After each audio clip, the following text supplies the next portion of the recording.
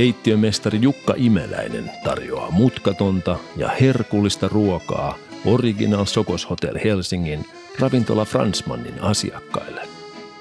Maku syntyy korkealuokkaisista raaka-aineista maalaisranskalaisen keittiön valmistustavoilla. Seuraavaksi keittiömestari Jukka Imeläinen valmistaa paistettua ankkaa ja kirsikkakastiketta. Laita ankka paistinpannulle rasvapuoli alaspäin. Mausta suolalla ja mustapippurilla. Paista rapeaksi ja kauniin väriseksi. Laita ankka 175-asteiseen uuniin. Paista uunissa 5-10 minuutin ajan. Ota ankka uunista ja kääri folioon.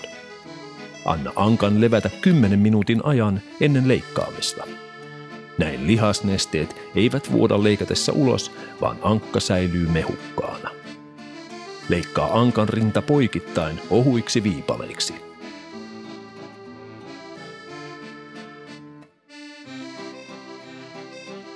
Sulata voi paistinpannussa.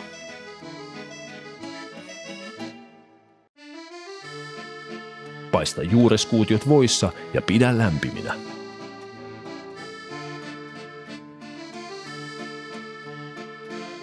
Kuumena valmis kastike kasarissa kiehuvaksi.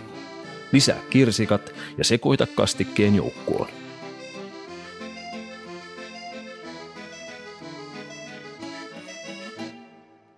Aseta juureskuutiot tarjoiluvadille. Lisää rapeaksi paistetut perunaviipaleet.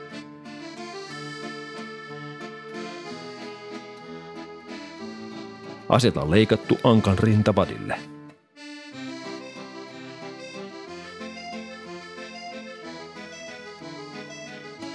Kaada kastiketta ohuesti ankan päälle.